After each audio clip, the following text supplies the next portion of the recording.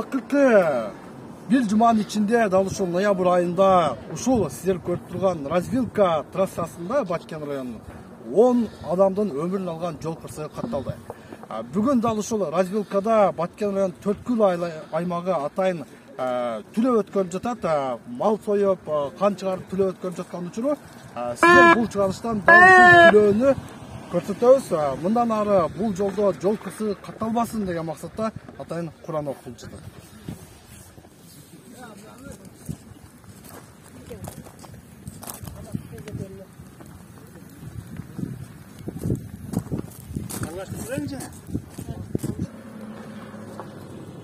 Иш-чаранын жүрүшүндө Баткен райондук жол кыймылынын коопсуздугун көзөмөлдөө кызматынын кызматкерлери жолдон өткөн ар бир унааны токтотуп, жол кыймылынын эрежелерин так сактоону, ылдамдыкты белгиленген тартиптен ашырбоону, спирт ичимдиктерин ичпөөнү, кырсыктын алдын алууну түшүндүрүп беришти.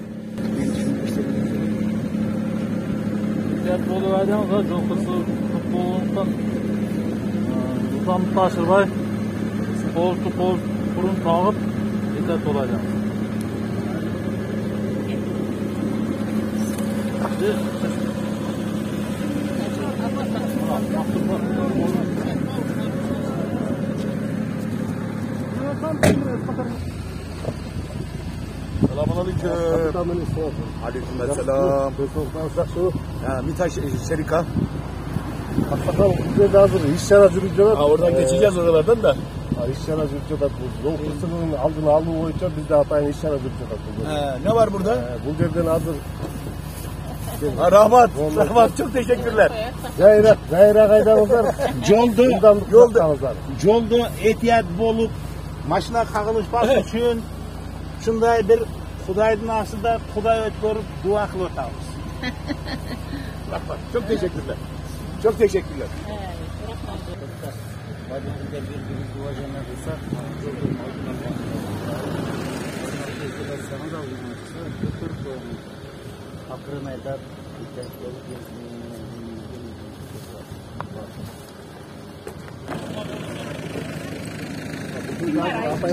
Баткен району боюнча жол кырсыгынын алдын алуу боюнча иш-чара жүрүп жатат. Бизде апалар айнеме чогулуп күлөө кылып, сиздердин дагы коопсуздугуңуздарды алдын алуу боюнча иш-чара жүрүп жатат. Бизде дагы энелерибиз бар.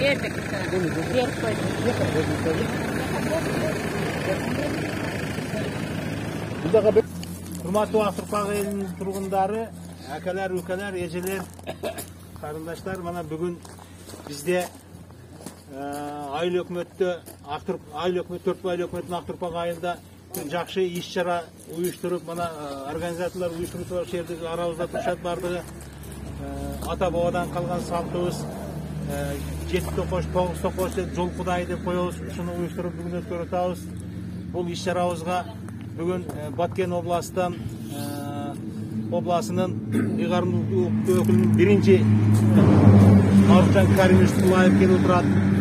Баткен rayonunun hakiminin birinci orunbasarı Nabi Vadiye Gasanoviç kelip oturat. Onda şu bu kişiler de bir özlerinin bir oy fikrini aytıp koysa sözlü Marufcan Karimov'e bereylik hem de söz direkt söyle verseniz. Assalamu alaikum.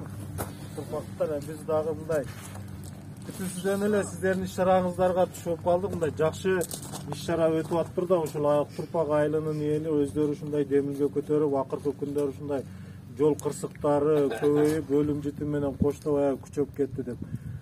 Чын алганда мындай акыркы күндө эмеде, жумада аябай көп болду ушундай кырсыктар.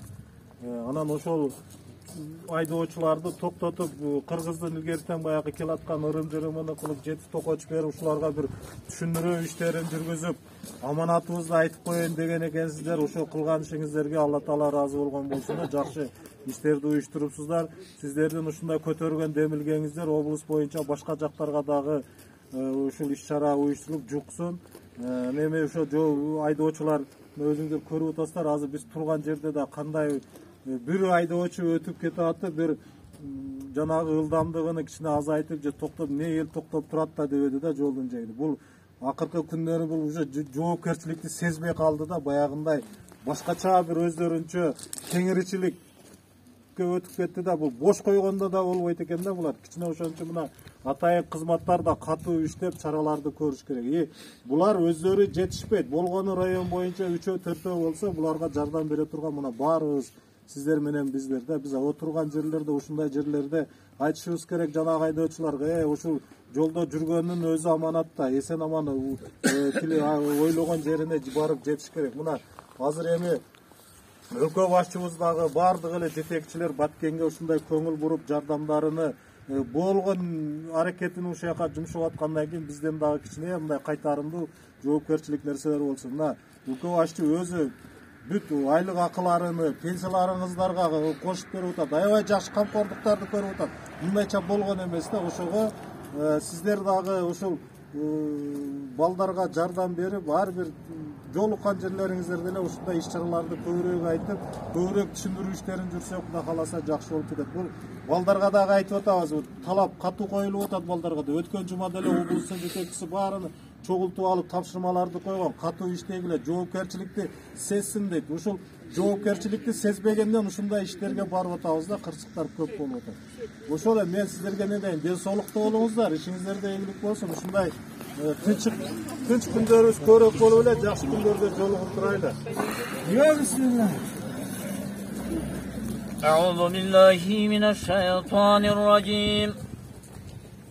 بسم الله الرحمن الرحيم.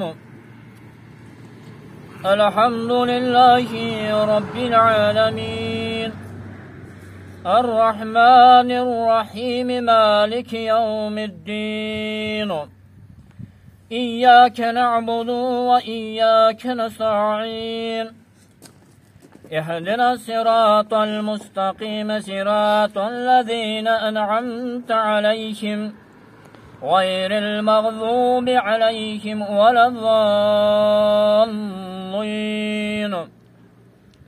بسم الله الرحمن الرحيم.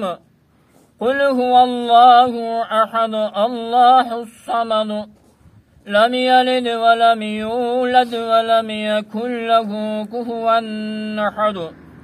بسم الله الرحمن الرحيم.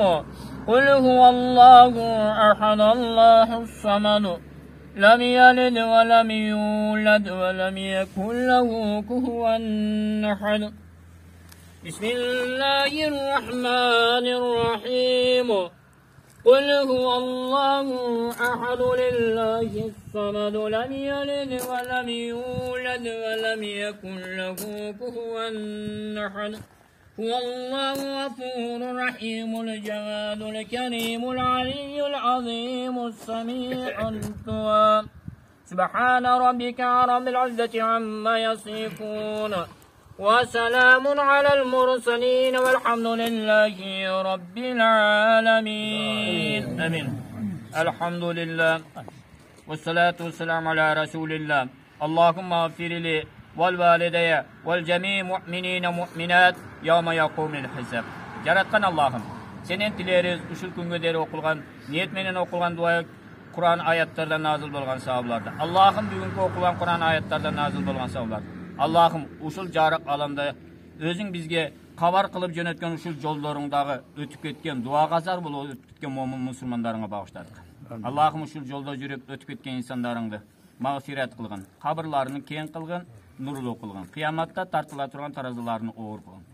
Жараткан Аллахым, сенен тилерибиз аркасында калып бизге окшогон инсандардын, фарзанттардын кылган дуаларını кабыл кылын. Аллахым, ушул элибиз ниет менен чыгарган бүгүнкү садак кайратууларын жакшылык шарафаттары менен сенен тилерибиз элибизге, журтубузга тынчтык, амандык бергин. Сабыр такат берген, хидаят берген. Раббана атина фид дуния хасанатан ва фил ахирати хасанатан ва кина азабаннар. Ya Allah'ım, uşul жерге келип амин деп турган инсандарыңда не ой максат тилек кылганбызбы, дуа кылганбызбы, жараткан Аллахым дергениңизде кабыл кылгын. Валхамдулиллахи раббил аламин. Рахматка я архамар рахим. Бул иш-чаранын соңунда дал ошол сиздер көрүп турган чоң жолдун боюнда Ак-Турпак айыл өкмөтүндө атайын ошол тазалык иш-чарасы, тазалоо иш-чарасы өтүп жатат. Ак-Турпак элинин атайын жаштары, кыз келиндери ушул чоң трассанын боюндагы тазалыкка өзгөчө көңүл буруп, бүгүн дал ушул күнү тазалоо иштерине жүргүзүп жаткан учуру. Мына өзүңүздөр көрүп тургандай, биздин ак турпактын жаштары өзүнчө инициатива көтөрүп тез бул биринчи жол эмес, акыркысы эмес, бул чоң жолдун аймагын тазалыкка көбүрөөк көңүл буруп атышат. Бүгүнкү күндө биз эки иш чараны чоңойтуп бир өткөрүп атабыз. Мына чоң жолго ташталган мусорларды жыйноо жана баягы биздин өзүбүздүн каада салт болуп калган, ата бабадан калган 9 токош баа бетин өткөрүп, жол Кудай өткөрүп атабыз.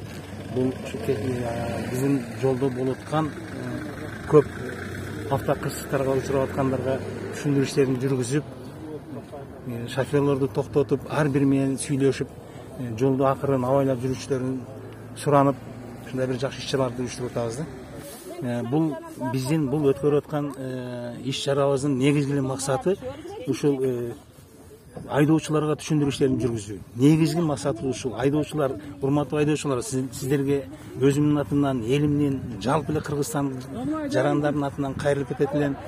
Жолдо жүргөндө жол эрежесин катуураак кармап, абайлап, сиздер көп адамдардын өмүрүн сактай турган же өмүрүн алып кое турган жолдо жүрөсүздөр. Ошон үчүн сиздерден суранып кетет элем, жол эрежелерин катуу кармап, тартипти кармап, акырын жүрүп, көрсөтүлгөн скоростта жүрсөңүздөр, мындай автокырсыктар болбойт эле. Себеби өзүңүз көрүп тургандай, мына ушул биз турган жерде деле канча кырсыктар болуп атат. Бизден бир аз нары барып, кечеги күнү көрдүңүздөр, кандай оор кырсыктар болуп атат, оор жоготуулар болуп атат. Ушунун өзүңүздөр дагы туура түшүнүп, бири-бириңиздерге айтып, бир жакшы айдоочулуктун жолун жакшылап кармасаңыздар, Кудай буйрса жакшы болот деген ойдойбуз.